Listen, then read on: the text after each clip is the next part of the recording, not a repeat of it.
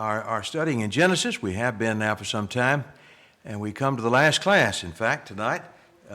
It's been a pleasure for me to teach this class again. It's a class I had for a long time, exclusive, and now I get it once in a while, but I'm honored to have this opportunity, and I appreciate your kind attention and patience with me this quarter. The study of the book of Genesis is a fascinating study. It's a foundational study for everything else that we read and find. So with that in mind, we'll look at the last three chapters, at least in brief, and then if we have any time, I'd like to hear your questions, comments, and maybe corrections tonight. But at the point of the story in chapter 48, Israel has come down to Egypt, and 17 years Jacob will live in Egypt. But toward the very end of his life, the story continues in chapter 48 with Jacob blessing the sons of Joseph, Ephraim and Manasseh, and in fact adopting them. In chapter 48, it begins this way, and it came to pass after these things that one told Joseph, "Behold, thy father is sick," and he took with him his two sons, Manasseh and Ephraim. And one told Jacob and said, "Behold, Joseph comes to meet you." And Israel strengthened himself and sat upon the bed. And Jacob, let me get this on.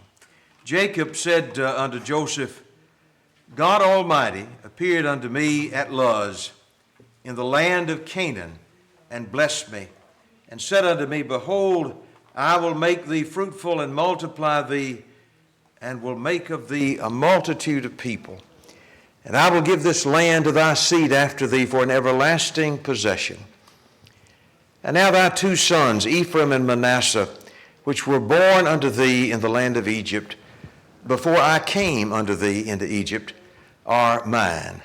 As Reuben and Simeon, they are mine. And thy issue which thou begettest after them shall be thine, and shall be called after the name of their brethren in their inheritance." So what he's really saying is, in effect, that Joseph will get the double portion, right? He will get the right of the firstborn in that sense, the double portion. Your sons will become my sons. So it won't be the tribe of Joseph, but there'll be two tribes of Joseph, as it were. The tribes of Ephraim and Benjamin. They are counted as mine. So this we might be thinking of as an adoption ceremony, really. Not technically, but in a sense, as far as the birthright is concerned, truly. Verse 7, "As for me, when I came from Padan, Rachel died by me in the land of Canaan in the way, when yet there was but a little way to come unto Ephrath. And I buried her there in the way of Ephrath, the same is Bethlehem." People have wondered what exactly is meant by this, and why this would be brought up. It seems a rather sudden thought. But some of the other translations may make it a little more clear. I don't know. But it seems like this is one reason why the sons of Joseph were chosen, is because of his great love for Rachel. But certainly it was one of the great griefs in his life when she died.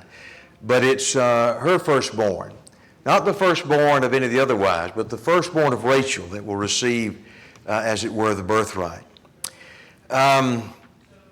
In verse 8, Israel beheld Joseph's sons and said, "Who are these?" Which may seem like a strange question. Maybe it's rhetorical. Maybe it's the fact that his eyes didn't work very well. That's obvious in the context. Maybe it's because it had been a while since he'd seen them. I'm sure he'd seen them. But you got to remember, these sons are now probably in the early 20s at this point. So at any rate, Joseph replies in verse 9, "They are my sons whom God hath given me in this place." And he said, "Bring them, I pray thee, unto me, that I will bless them." Now the eyes of Israel were dim for age, so he could not see. And he brought them near unto him, and he kissed them and embraced them. And Israel said unto Joseph, "I had not thought to see thy face, and lo, God hath shown me also thy seed." That's a great statement, isn't it?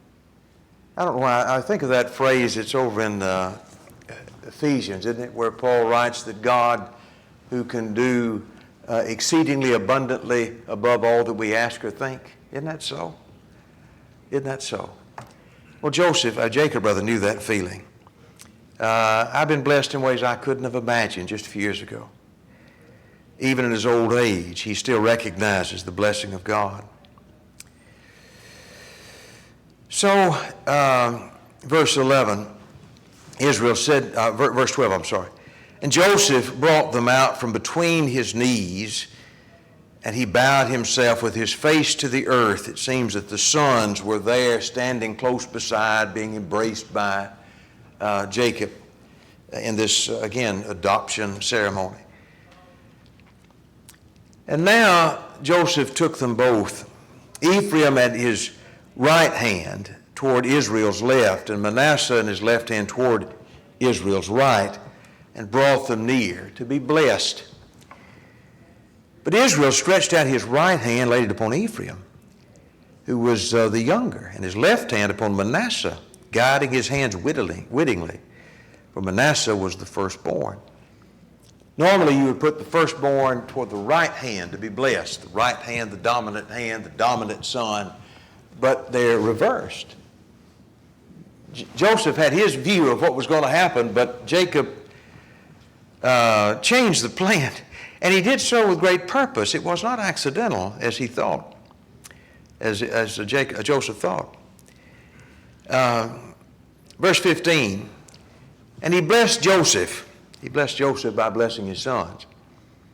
And he said, God before whom my fathers Abraham and Isaac did walk, the God which fed me all my life, long unto this day, the angel which redeemed me from all evil, bless the lands, and let my name be named upon them, and the name of my fathers Abraham and Isaac, let them grow into a multitude in the midst of the earth. Now Joseph at this point notices that his father's hands are crossed, and it displeased him. And he held up his father's hand to remove it from Ephraim and to put it on Manasseh's head. And Joseph said, not so, my father.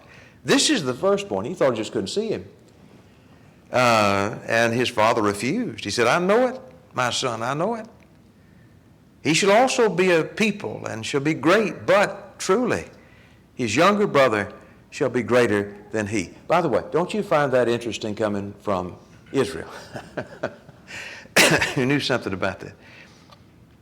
And his seed shall become a multitude of nations.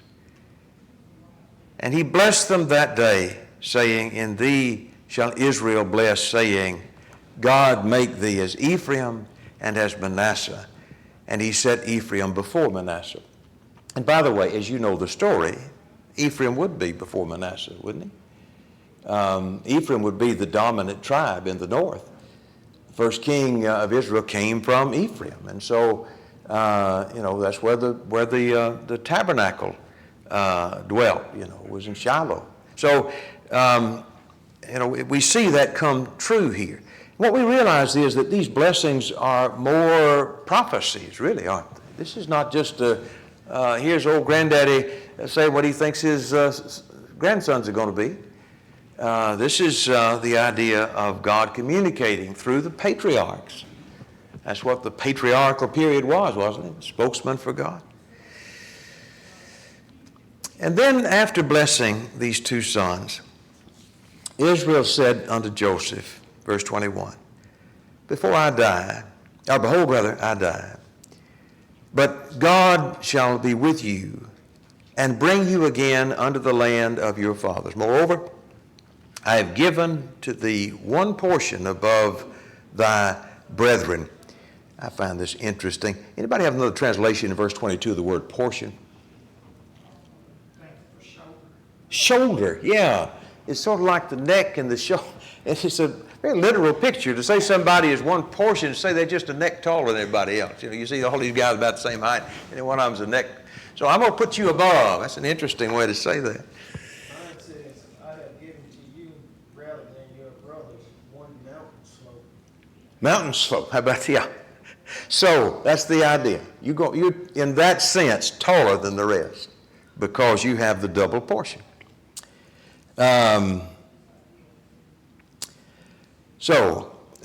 He says, one portion above thy brethren, which I took out of the hand of the Amorite with my sword and with my bow, going back, of course, to chapter 34. But it was Joseph who would receive this double portion and this birthright blessing. Question or point about 48 that you had? Well, 49 then is a natural progression. Again, the time of Jacob's death is drawing near, and so he's going to bless all of his sons in chapter 49. As you remember, Jacob called unto his sons and said, gather yourselves together, that I may tell you that which shall befall you in the last days. This is prophecy. Gather yourselves together and hear, ye sons of Jacob, and hearken unto Israel your father. And then he goes through the list. He begins with Reuben, his firstborn. And these are the words that we find. Reuben, thou art my firstborn, my might, the beginning of my strength, the excellency of dignity, and the excellency of power. And I imagine Reuben wished he'd have quit there, but he did not. He said, unstable as water thou shalt not excel, because thou wentest up to thy father's bed, then defilest thou it. He went up to my couch. So Reuben had to face the consequences of his actions. You go back earlier in the story, we remember that story back in chapter 35, I believe it was. And there didn't seem to be any immediate consequence, but sin sometimes is like that. But there's a price to be paid. You are unstable. You are reckless. You are unbridled. And you have defiled.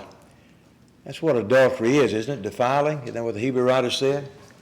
Fornicators and adulterers, God will judge. It's a bed that's defiled as opposed to that bed undefiled. And Reuben would indeed miss out on the blessing because of the choices that he made, because of his actions. I think, is it 1 Chronicles 5? Later in the Chronicles, you find reference, as he's just going through the genealogy, the writer of the Chronicles, 1 Chronicles 5, begins in chapter 5, verse 1 begins this way. Now the sons of Reuben, the firstborn of Israel, then parenthetically, for he was firstborn, but for as much as he defiled his father's bed, his birthright was given unto the sons of Joseph, the son of Israel. And the genealogy is not to be reckoned after the birthright. So, just as the father promised, so it would be. And then you come to the instruction concerning Simeon and Levi. These two brothers receive their instruction together. They have something in common, more than one thing in common. Simeon and Levi are brethren.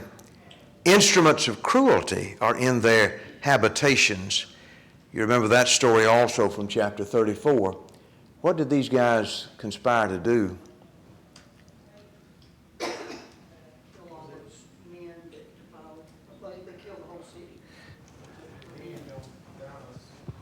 Yeah, right, of Shechem there. Yes, sir.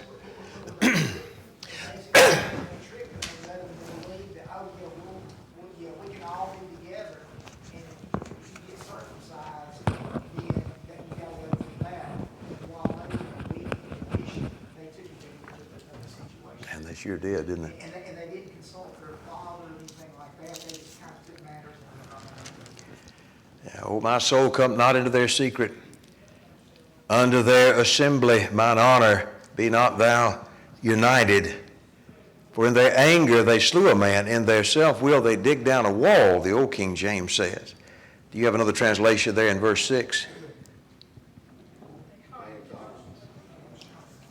Hamstrung an ox. I'm not educated enough in the Hebrew to know why you'd have that difference. I think either translation I've always thought of the old translation being, he not only killed one man that you thought was guilty, you just tore the whole wall down. As far as hamstringing an ox, where do you read about, what does that come to mind, that expression about hamstringing an ox? Not something we talk about every day, but in reading history, yes, ma'am. They hamstrung horses when God told them not to rely on horses for their victories. They hamstring the horses. Okay, yeah, they did. That would cripple them, make them virtually useless. If you came and conquered a place, if you didn't take all their animals, you could just make them useless. It's just an act of cruelty, really. And so maybe that's the image, if that be the proper translation. You're just unnecessarily cruel in your approach to this situation. Cursed be their anger, verse 7, for it was fierce, and their wrath, for it was cruel. I will divide them in Jacob and scatter them in Israel. That's more of a curse than a blessing, isn't it? Now, that doesn't mean that God has no use. Levi actually comes out to be pretty important, don't they? But they were divided. They didn't receive a patch of territory. They received cities within Israel. And, of course, Simeon, you remember, received this territory within Judah, really. So, just as was said, so it came to pass with Israel and with Levi and Simeon. And then, of course, the major portion is taken up with Judah. Judah, verse 8, thou art he whom thy brethren shall praise. Thy hand shall be in the neck of thine enemies. Thy father's children shall bow down before thee. Let me just say something quickly here. Again, I don't know anything about the Hebrew, but I've discovered that there is quite an alliterative phrase here in verse 8. In the first place, he talks about Judah. Well, Judah, what does Judah mean? Better remember? Praise. Yeah. So Judah shall be praised, Yada, and the hand, Yadik, shall be in the neck of the enemies. So Judah, Yada, Yadik. That would sound better in Hebrew. But it's almost poetic, isn't it, this expression here. Verse 9, Judah is a lion's whelp. From the prey, my son, thou art gone up. He stooped down, he crouched as an old lion. The old translation reads, as an old lion, who shall rouse him? The scepter shall not depart from Judah, nor a lawgiver from between his feet, until Shiloh come. And unto him shall the gathering of the peoples be, binding his foal unto the vine, and his ass's colt unto the choice vine. He washed his garments in wine, and his clothes in the blood of grapes. His eyes shall be red with wine, his teeth white with milk. There's a lot said to Judah, isn't there? There's an obvious emphasis that's placed here. And he associates Judah with a lion. Judah, you are a lion's cub, O Judah. You return from the prey, my son, like a lion. He crouches and lies down like a lioness. The old translation says an old lion, a hunter. A lioness does a lot of the hunting, frankly. Who dares to rouse him up? But he is a lion, bold, powerful, dangerous, not to be trifled with. But the center of it always goes back to verse 10, doesn't it? About Shiloh. The scepter shall not depart from Judah, nor a lawgiver from between his feet, until Shiloh come, and unto him shall be the gathering of the peoples. The reference to Shiloh has been much discussed. There was a town, Shiloh, wasn't there? But hardly anybody would think that that's what he's talking about here, because Shiloh's not even in Judah. So I don't think that's the reference here. The name Shiloh itself has been understood, its meaning, in a couple of major different ways. One, the traditional way, the way that I've always thought of it being, is that Shiloh means peace. And so, it's peace will come. That the lawgiver, there'll be, if we think about David as the poster child for the tribe of Judah. As the prophets talk about how the tabernacle of David, it might have been tattered, but it's not destroyed. It'll be put back up.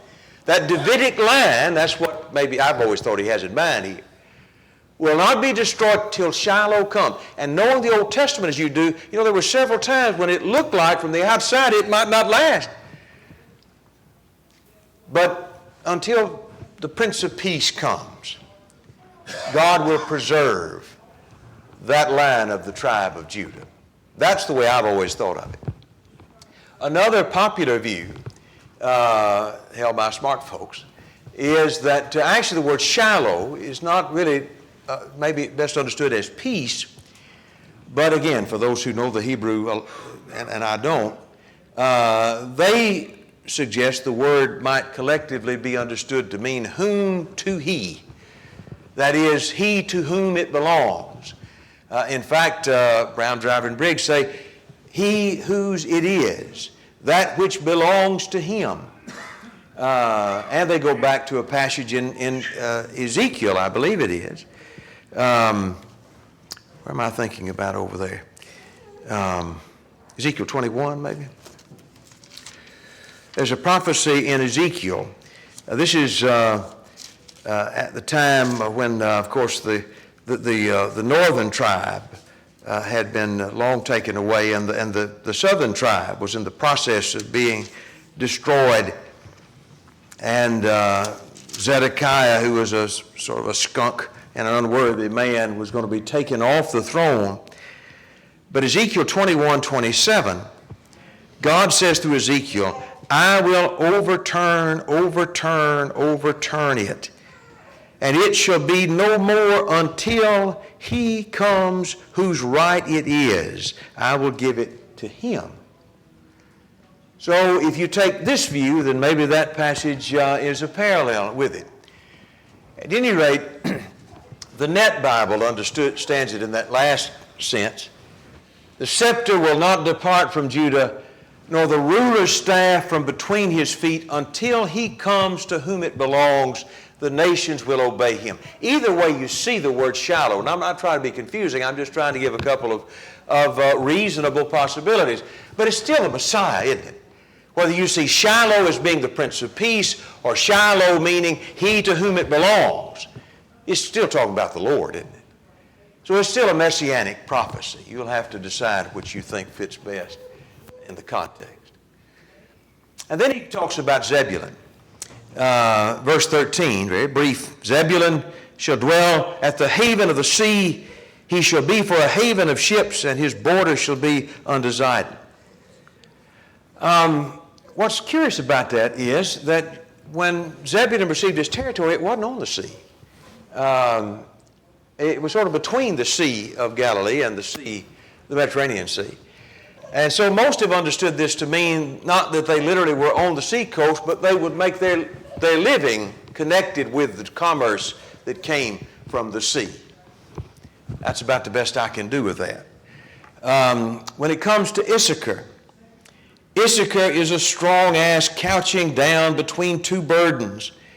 And he saw that rest was good, and the land that it was pleasant, and bowed his shoulders to bear, and became servant under tribute.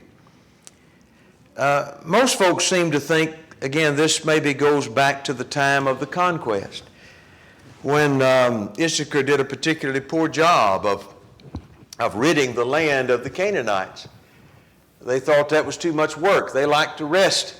And as a result of their not doing the work God gave them, of clearing the land of the inhabitants, they became actually a servant of those inhabitants. And that seems to be a popular idea about the fulfillment of this passage. In reference to Dan shall judge his people as one of the tribes of Israel. Dan shall be a serpent by the way, an adder in the path, that bites the horse's heel, so that his rider shall fall backward. How might that apply to the tribe of Dan? I'm not sure about that, but I think the best idea that I've run into is that, again, this likely goes back to the time of Samson. Samson was probably the most famous fellow from the tribe of Dan, and I wouldn't call him small, but I would say when you think about him as opposed to all the Philistines, it was about like a snake to a horse, wasn't it? But who came out ahead? It was that little, if you want to call him little, that little man in the face of all these enemies.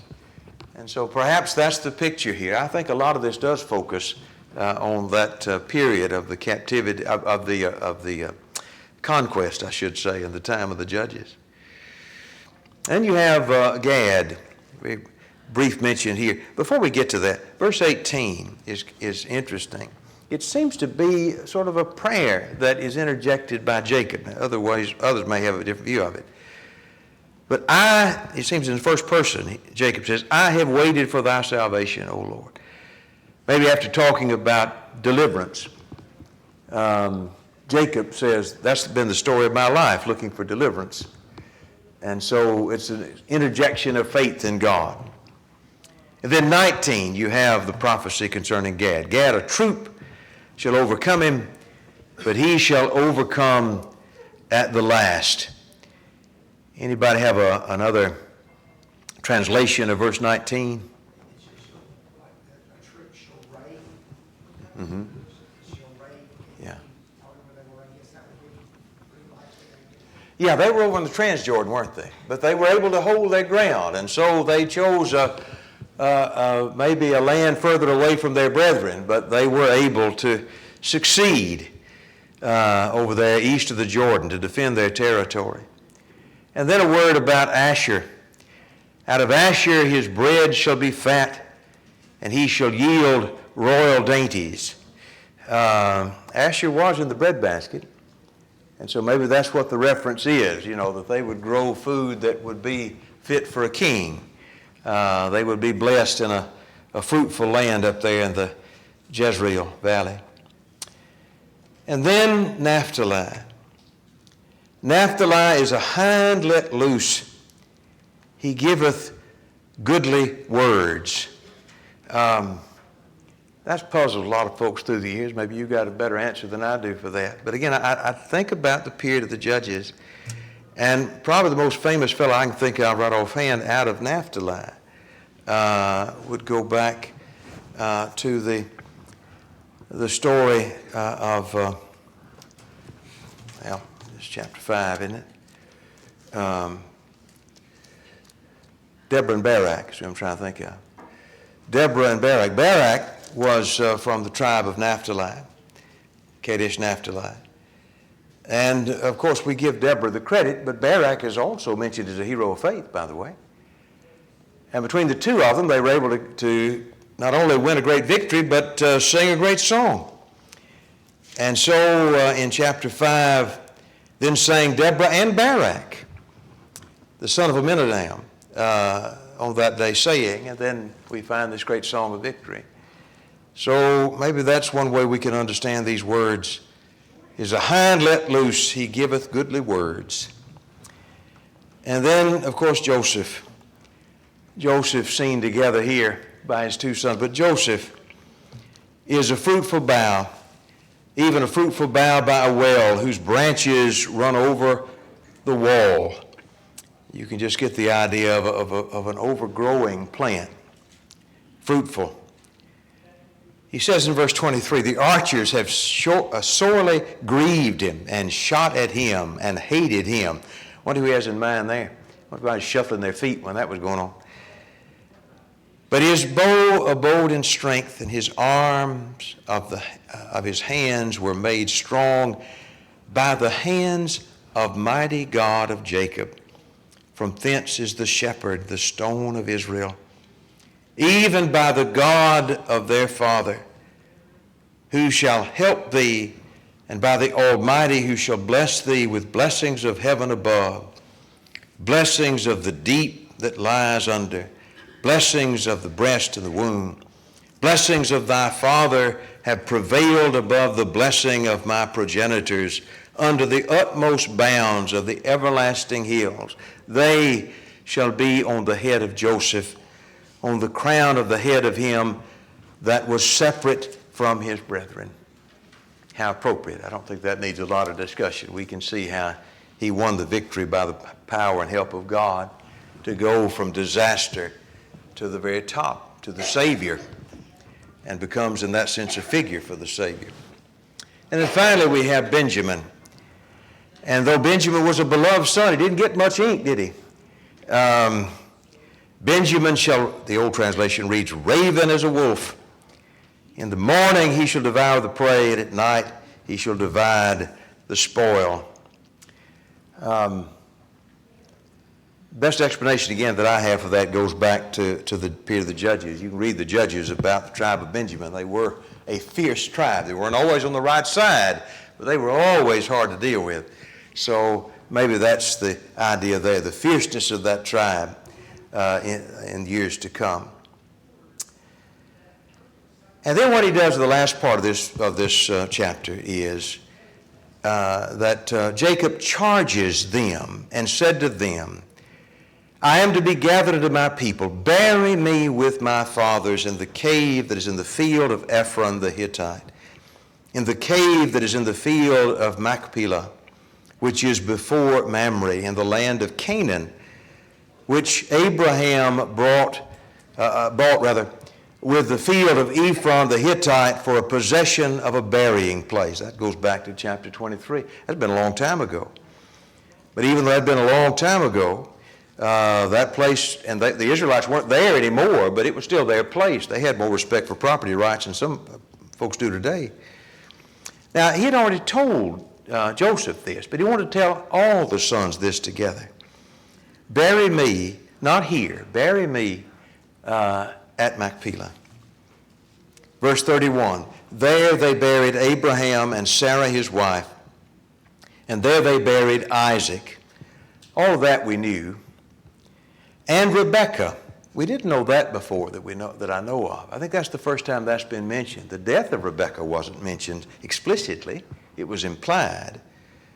But now we know she was buried there. But the most interesting is the last. And there I buried Leah, which doesn't surprise us, but it's just interesting, isn't it, how things work out. That Jacob was not buried with his beloved Rachel. Rachel's buried over near Bethlehem.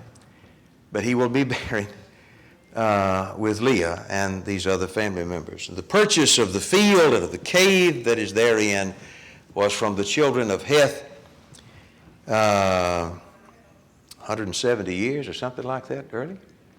Long time. And when Jacob had made an end of commanding his sons, he gathered up his feet into the bed and yielded up the ghost and was gathered unto his people. Quick questions about 49. All right, let's get through 50, and then I'd be happy to hear from you. But the last, let's see. Yeah, I should have given you that chart a minute ago. 50. Chapter 50, which really is the burial of Jacob in the last years of Joseph, and that's where the book ends, the story ends. Joseph fell upon his father's face and wept upon him and kissed him. Don't you remember in chapter 46, I think it was, in verse 4, where God made the promise that Joseph will close your eyes? That's what's going on here, isn't it? He's there with his father. He weeps and mourns at his passing. Joseph commanded his servants, the physicians, to embalm his father. And the physicians embalmed Israel. 40 days were fulfilled for him. For so are fulfilled the days of those which are embalmed. And the Egyptians mourned him 70 days. And when the days of his mourning were past, Joseph spake unto the house of Pharaoh, saying, Now if I found grace in your eyes, speak, I pray you, with the ears of Pharaoh, saying, My father made me swear, saying, Lo, I die. My grave which I digged for me in the land of Canaan, there shalt thou bury me. Now therefore let me go up, I pray thee, and bury my father, and I will come again. And Pharaoh said, Go up and bury thy father, according as he hath made thee swear. So Joseph went up to bury his father, and with him went up all the servants of Pharaoh, and the elders of his house, and all the elders of the land of Israel, and all the house of Joseph, and his brethren, and his father's house, Only their little ones and their flocks and their herds left they in the land of Goshen. They were planning to come back. And there went up with him both chariots and horsemen. It was a very great company. And they came to the threshing floor of Atad, which is beyond Jordan. Some question about exactly which way they went. Is he saying they went around to the east side of the Dead Sea and came across, or they came? I'm not sure that I can be certain about it. It would seem like the long way around. Maybe they did go the long way around. But anyway, they wind up coming to Canaan, and they mourn with a very great, sore lamentation. And he mourned for his father 7 days. Now, this would be a party hard to miss. Looks like half of Egypt's up here. And it'd be quite a display. It's a little bit funny, but not too funny. But in verse 11, when the inhabitants of the land and the Canaanites saw the mourning in the floor of Atad, they said, "It is a grievous mourning to the Egyptians." Wherefore, the name of the place was called Abel Mizraim. Mizraim is Egypt. Abel Mizraim, which means the meadow of Egypt. Because it looked like Egypt had come to Canaan. So everybody was impressed by the display here. And his sons did unto him according as he had commanded. They fulfilled their father's wish, his command. And his sons carried him into the land of Canaan and buried him in the cave of the field of Machpelah, which Abraham bought with the field for a possession, for a burying place of Ephraim the Hittite before Mamre. And then Joseph returned into Egypt, he and his brethren and all that went with him to bury his father. After he had buried his father, and Joseph's brethren, when they saw that their father was dead, they said among themselves, "Joseph, maybe he hates us. Maybe he's been playing nice because our father was alive. Maybe we're about to get the edge of the sword here. Maybe he will requite us for all the evil that we've done to him." Their conscience still bothers them, even though I'm sure Joseph had done nothing to indicate that he had some secret, vengeful, spiteful spirit. Their self-hatred and loathing. That's what sin will do for a man. It'll make him hate himself. It'll make him see all kind of shadows, things that are not there, imagine things that are not there. So they sent a messenger to Joseph in verse 16, and they said, "Now thy father did command before he died, saying, say to Joseph, Forgive, I pray thee now, the trespass of thy brethren, their sin, which they did unto thee." Let me read that correctly. "The trespass of thy brethren and their sin, for they did unto thee evil. And now we pray thee, forgive the trespass of the servants of the God of thy father." We don't have a record of Jacob ever saying this. That doesn't mean he didn't say it. This conversation wasn't had. I like to think they didn't just straight up make up a lie. They've done it before. Maybe they've changed. But at any rate, the whole thing just really hurts Joseph. Verse 4, Joseph wept. And why did he weep? Did he weep because he was happy they confessed, or was he weep because they didn't trust him, or just the whole memory being brought up again, or all of it? He doesn't say. But he makes this clear. That's not who I am. His brethren also went and fell down before. By the way, for folks who scoffed at the idea they would fall down before their brother, they sure have done it a lot, haven't they? And happy to do it. "Behold, we are thy servants." And Joseph said, "Fear not. Am I in the place of God?"